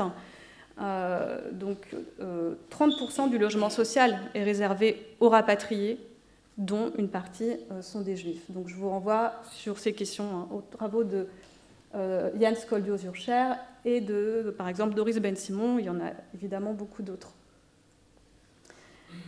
Alors, en banlieue, voilà, bon, déjà, donc, je vous projette un ouvrage sur le Belleville des Juifs tunisiens, donc écrit par Patrick Simon et Claude Tapia, hein, qui parle aussi de la mémoire du quartier, de toute cette période d'installation. Et en banlieue, donc, ce sont des communes hein, qui aujourd'hui ont aussi ont des images hein, de quartiers d'immigration, des quartiers très cosmopolites, comme Sarcelles, Créteil, Épinay-sur-Seine, Garges-les-Gonesse. Donc ce sont tous les espaces où beaucoup de Juifs d'Afrique du Nord sont allés s'installer dans un premier temps. Et là, encore une petite référence, le dossier Circulation et migration des Juifs d'Afrique du Nord en France de la revue Archives juives, paru en 2020, dirigée par Valérie Hassan. Donc cette immigration... Ces migrations hein, vont provoquer un bouleversement du profil démographique, culturel et religieux de la population juive en France, avec des rencontres entre Ashkénazes et séfarades qui ne vont pas de soi. Notamment, par exemple, l'arrivée dans les lieux de culte, hein, le partage de lieux de culte qui a été nécessaire. Alors, certains lieux de culte, après la guerre, n'étaient quasiment plus ou plus du tout fréquentés. Donc, il y avait des espaces disponibles pour des Juifs qui venaient d'Afrique du Nord. Et plus ou moins progressivement, il y a eu aussi donc, un changement des rites. Donc, les rites dans les synagogues ne sont pas les mêmes suivant les origines géographiques. Les rites sont souvent, excusez-moi, liés aux origines géographiques des fidèles. Et dans certaines synagogues, donc, les rites sont passés de ashkénazes à séfarades. Par exemple, dans la synagogue des Tournelles, ici à Paris, qui était donc comme une synagogue construite au XIXe siècle, assez monumentale, et cette synagogue a été attribuée à des Juifs de rite constantinois en 1958. C'est là.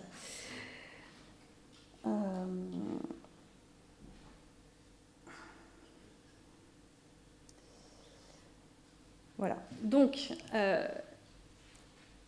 j'arrive maintenant à la troisième partie sur la période depuis les années 1980 jusqu'à aujourd'hui. Donc, on est dans un contexte post-migratoire et de renouveau religieux.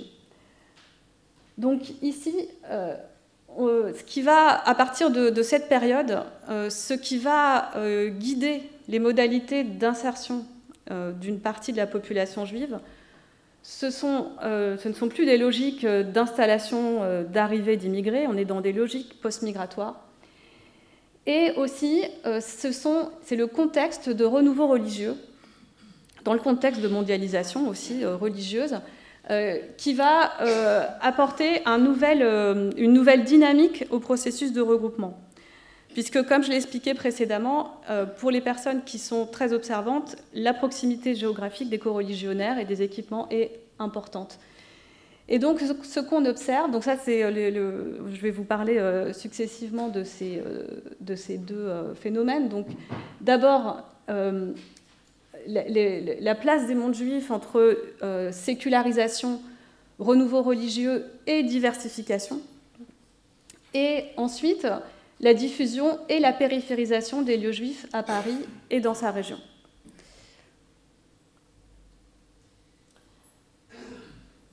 Donc, à partir des années, depuis les années, on va dire depuis les années 50-60, hein,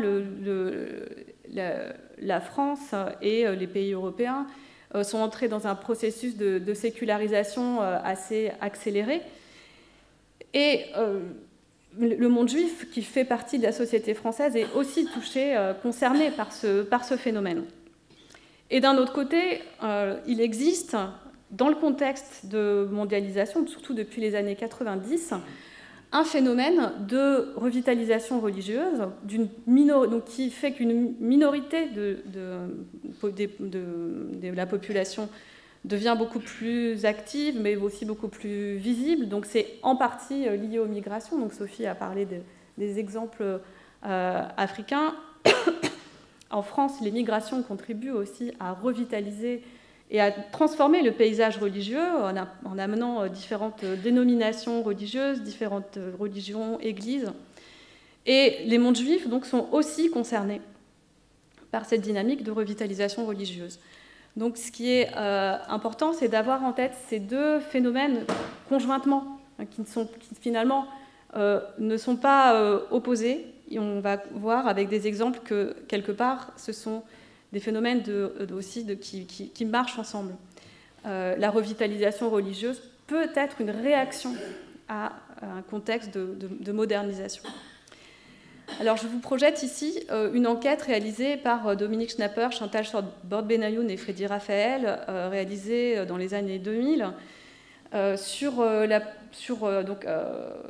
un échantillon de personnes qui se sont autodéclarées juives. Donc, c'est toujours très compliqué de produire des chiffres sur le monde juif, puisque, comme je vous l'ai dit, il n'y a pas de statistiques, donc il faut produire ces chiffres, sachant qu'on ne peut pas vraiment avoir un échantillon, on ne peut pas construire un échantillon complètement représentatif, donc tous les chiffres sont toujours à prendre avec précaution. Mais bon, ils ont quand même le mérite d'exister, de donner une indication, une certaine tendance sur la pratique religieuse déclarée par, donc c'est un échantillon quand même de 600 personnes, donc au moment de cette enquête. Donc sur cet échantillon, on a 18% qui se sont déclarés pas du tout pratiquants, 26% peu pratiquants, 21% à peu près assez pratiquants, puis 22% pratiquants et 10% très pratiquants. Ce qui veut dire qu'on a à peu près un cinquième en dehors, complètement en dehors des pratiques religieuses. On a un tiers qui se déclare pratiquant. Et puis, c'est intéressant, ce centre un peu mou qui se dit, bon, peu pratiquant, assez pratiquant, qui représente donc quand même quasiment la moitié, 47% de la population juive. Et ça montre aussi une certaine évolution, c'est-à-dire, c'est ce que le sociologue Herbert Gans appelait la religiosité symbolique. C'est-à-dire, ce sont des personnes qui se servent d'éléments religieux, de certaines pratiques religieuses, moins pour affirmer une croyance que pour ressentir une appartenance. Et c'est donc en ce sens aussi qu'il faut comprendre la présence l'existence de certaines pratiques religieuses qui peuvent avoir aussi une incidence dans certains usages de l'espace. Je vais essayer d'accélérer un peu pour expliquer aussi qu'est-ce qui explique, donc, puisqu'on a quand même un tiers des personnes qui se déclarent pratiquantes. Ah oui, et j'ai oublié d'écrire que dans l'enquête, un tiers des personnes s'est déclaré plus observante que ses parents. Et ça, c'est vraiment aussi une donnée très intéressante qui montre qu'il existe, pour une partie minoritaire, mais quand même assez importante de personnes, un regain de pratique religieuse par rapport à la pratique familiale. Et c'est quelque chose qui est départicularisant pour le monde juif, parce que ça, on observe dans d'autres groupes des recompositions identitaires dans l'immigration qui vont dans le sens d'une pratique religieuse plus affirmée, comme si la religion était un recours, un moyen de retrouver des origines familiales, bien que les formes religieuses soient les formes de pratique et même d'appartenance puissent être décalées par rapport à celles des ancêtres. On peut, justement, il peut s'agir de personnes qui adoptent d'autres pratiques, je vais y revenir. Et c'est un phénomène que l'on observe donc dans d'autres groupes, qui est lié aux recompositions identitaires dans l'immigration, et qui est ensuite accentué dans le contexte de mondialisation religieuse, puisqu'il existe une offre, une circulation de messages d'individus, de croyances, de pratiques, donc une possibilité de se détacher de ces traditions familiales et d'adhérer à de nouvelles croyances et à de nouvelles pratiques. Donc à ce sujet, je vous renvoie aussi aux travaux donc, de Sophie et Stefania Capone, qui ont écrit en 2010 sur religion et globalisation. Et puis, donc, toujours pour expliquer le renouveau religieux dans les mondes juifs, donc, là encore, un élément départicularisant, puisqu'on voit une émergence de mouvements juifs orthodoxes depuis surtout depuis les années 80. Et là encore, ce phénomène-là, il doit s'inscrire dans le contexte de mondialisation religieuse et d'émergence de courants rigoristes dans d'autres religions. Un élément, je vais vite parce que je vois le temps passer, je vous renvoie aux travaux que je cite sur la diapo. Donc, un facteur particularisant, c'est aussi les ondes de choc de l'Holocauste, qui ont de différentes manières conduit à des regains de pratiques, au développement de certains groupes. Donc là, par exemple, Jacques Gutwirth, en 2004, a écrit un ouvrage qui s'appelle « La renaissance du hassidisme », qui décrit bien ces phénomènes. Alors, attention, je ne fais pas de raccourci qui serait beaucoup trop simpliste entre long des ondes de choc de l'Holocauste et le regain de pratiques religieuses, mais il s'agit d'un des éléments. Et justement, à ce sujet, donc, il y a aussi d'autres ouvrages pour expliquer l'effervescence orthodoxe que l'on observe aujourd'hui. L'ouvrage de Yaakov Lupo sur la métamorphose ultra-orthodoxe des Juifs du Maroc. Donc là, il décrit des mouvements ultra-orthodoxes ashkénazes, donc d'Europe de l'Est, qui sont allés au Maroc après la guerre pour essayer de redynamiser, puisque le judaïsme d'Europe de l'Est avait été décimé. Certains leaders spirituels sont allés pour essayer de raviver, de trouver de nouveaux fidèles et donc essayer de faire revivre ces mouvements. Les travaux aussi de Laurence Potzelver, qui a beaucoup travaillé sur le nord-est parisien et sur Sarcelles, qui a étudié comment, en France, des Juifs originaires d'Afrique du Nord ont adopté des pratiques hassidiques, notamment Lubavitch, c'est un judaïsme qui vient d'Europe de l'Est. Et enfin, je me permets un petit peu d'autopub pour une revue dont j'ai fait une co-direction de dossier avec des collègues sur... vous trouverez dans Archives des sciences sociales des religions, vous trouverez plusieurs articles de mes collègues qui parlent de ces questions. Alors, quelles sont les conséquences de cette effervescence religieuse? C'est une diversification des courants du judaïsme. Le judaïsme du consistoire de France, alors, puisque il me semble que François Héran en a parlé il y a quelques semaines lors de son dernier séminaire, donc je ne vais pas détailler. Donc, il s'agit du consistoire qui organise le judaïsme officiel français depuis Napoléon. Mais dans le contexte de mondialisation, il existe l'émergence de courants qui se définissent en dehors de ce judaïsme consistorial, notamment des courants dits modernistes, le judaïsme libéral et massorti, où on trouve notamment des femmes rabbins, qui sont certaines assez médiatisées, et l'émergence aussi de courants, donc à l'opposé, l'émergence de courants orthodoxes non consistoriaux, qui forment une nébuleuse organisée autour d'autorités religieuses. Certains de ces mouvements, pas tous, sont transnationaux, donc notamment les Lubavitch que je viens d'évoquer tout à l'heure.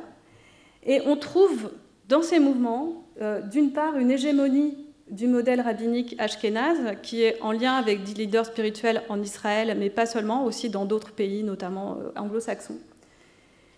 Et on y trouve également l'émergence d'une nouvelle orthodoxie séfarade, qui justement est inspirée du modèle ashkénaze.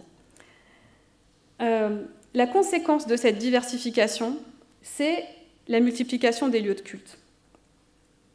Je ne vais peut-être pas avoir le temps de faire Bon, je vais quand même en dire 2 mots.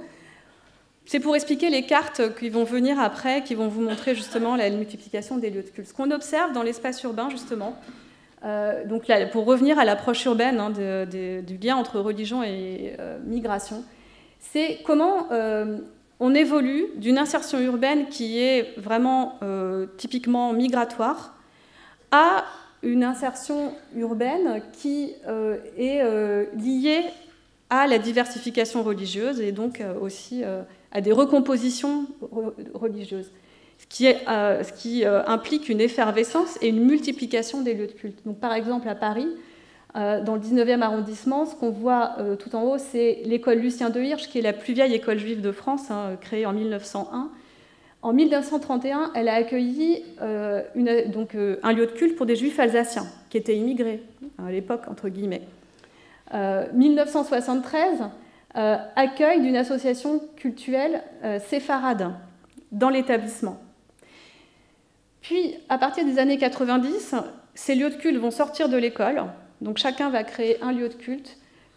Une nouvelle école va être créée par scission. Il y aura encore un autre lieu de culte qui va être créé par scission. Bon, peut-être que vous connaissez la blague « un juif, 2 synagogues ». Bon, là, on a à peu près le même phénomène de scission, de lieux qui se démultiplient, pas forcément parce qu'il y a beaucoup plus de public, mais parce qu'il y a différentes sensibilités, différentes obédiences. Et donc, juste pour vous montrer, ces 2 synagogues sont aujourd'hui, dans le 19e arrondissement, assez emblématiques des évolutions contemporaines du côté de l'orthodoxie juive. À gauche, l'orthodoxie séfarade, dont je parlais tout à l'heure, donc des séfarades, mais qui adoptent une pratique quand même aussi inspirée des mouvements dits harédis, c'est-à-dire orthodoxes en Israël, et donc de toute la mouvance du judaïsme, du judaïsme séfarade, qui adopte aussi des pratiques ashkénazes. Et à droite, donc la synagogue, donc le très vieil oratoire qui était dans l'école, qui aujourd'hui est un lieu de culte ashkénaze, mais lui aussi avec une pratique religieuse très observante. Alors, dans le temps qui reste, je vous montre très rapidement donc, cette multiplication des lieux de culte qu'on observe. Donc là, vous voyez qu'on part des quartiers d'immigration entre les années 60 et 2000. À gauche, c'est les lieux de culte qui existent à Paris, donc entre 1960 et 2000. Donc on voit une dispersion et aussi une périphérisation des lieux de culte, donc à droite, dans l'agglomération parisienne. Et là, encore, alors, les lieux de culte, évidemment, ne sont pas un indicateur il ne s'agit pas d'une cartographie de la présence de la population juive. Il s'agit de lieux de culte. Donc, évidemment, en fait, la majeure partie de la population juive, aujourd'hui, s'inscrit dans l'espace parisien, d'abord pour des critères de choix résidentiels qui ne sont pas particularisants. Le niveau socio-économique, la proximité du travail, de l'école, de la famille. Mais pour une partie de ces juifs, notamment ceux qui se définissent et qui pratiquent activement leur religion, la proximité géographique peut avoir de l'importance. Donc, en ce sens, la présence de synagogues peut être un indicateur. Mais ce qu'on voit, donc, par exemple, dans cette carte qui montre les lieux d'implantation du mouvement Lubavitch. Donc, c'est un mouvement missionnaire qui cherche à aller se rapprocher des Juifs pour les ramener, alors seulement des Juifs, hein, il ne s'agit pas d'un mouvement prosélyte envers les non-Juifs, mais il cherche à ramener un maximum de Juifs vers la pratique du judaïsme. Donc, il cherche à être présent dans un maximum de communes, hein, de la région de Paris. On observe donc une périphérisation de ces lieux de culte qui permet justement de voir qu'est-ce qui est particulier, qu'est-ce qui est départicularisant aujourd'hui dans cette géographie du judaïsme à Paris. On voit que aujourd'hui la population juive est concernée, comme les autres franciliens, hein, par la périphérisation des classes moyennes. Mais il y a des phénomènes assez particuliers aussi. D'une part, donc, il y a ce contraste entre cette dispersion géographique, mais aussi certains font le choix de rester dans des quartiers à forte présence juive, par exemple le 19e arrondissement, comme j'ai pu l'étudier, mais aussi à Sarcelles. Donc là, il s'agit d'exceptions, mais disons que pour les personnes qui sont très impliquées dans leur monde, hein, religieux, il est important de rester dans un quartier juif, enfin, en tout cas perçu comme quartier juif. On a également des lieux de deuxième installation, de Sarcelles vers, qui suivent des logiques d'ascension sociale d'une partie de la population donc, qui était arrivée d'Afrique du Nord. Donc une partie des Juifs est partie des grands ensembles, de Sarcelles vers Garges et Saint-Brice, de Créteil vers Saint-Maur-des-Fossés, mais aussi on a aujourd'hui de nouveaux lieux de regroupement vers le Valois et Saint-Mandé. Alors, je vais rapidement évoquer le contexte de tension depuis les années 2000, puisque depuis les années 2000, hein, la crainte des agressions antisémites a pu intervenir dans certains choix résidentiels.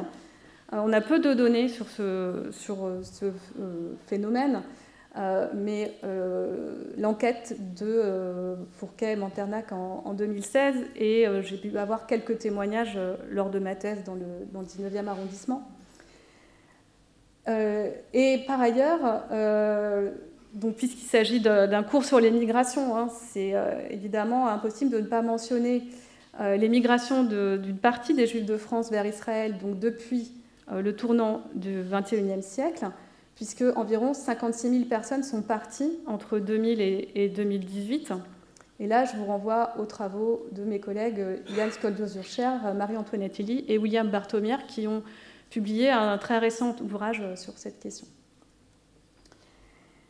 Voilà, donc pour terminer, quelques mots pour essayer d'articuler encore une fois ce qui est particulier et ce qui est différent à ce monde juif, et pour vous montrer les ambivalences qui peuvent exister jusqu'au sein des mondes orthodoxes. Donc ici, je vous projette deux photos de commerce cachère qui sont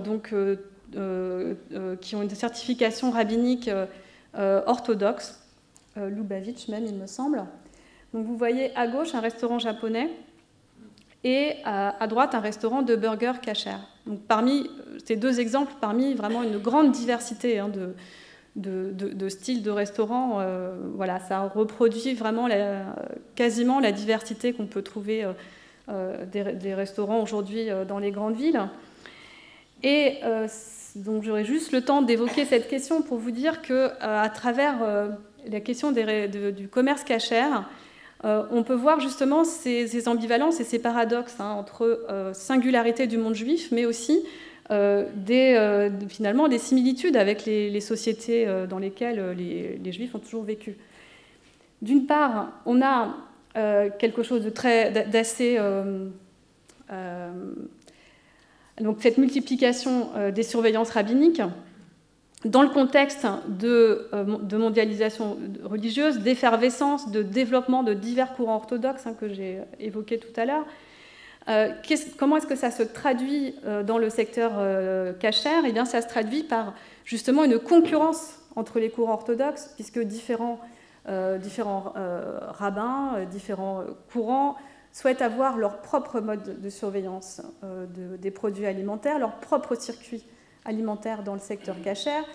Et donc, bon, je n'ai pas le temps de vous projeter des cartes, mais quand on voit les cartes et aussi le développement des lieux, des commerces cachères entre 1960 et aujourd'hui, donc c'est assez exponentiel, on voit que cette concurrence, bon, il y a l'existence d'un marché, mais il y a aussi cette compétition à l'intérieur du monde orthodoxe qui est justement une donnée à prendre en compte et qui montre que ces mondes qu'on voit souvent comme homogènes et très solidaires, bon, sur certains secteurs, et ce n'est qu'un exemple parmi d'autres, hein, il y a plutôt de la concurrence que de la solidarité.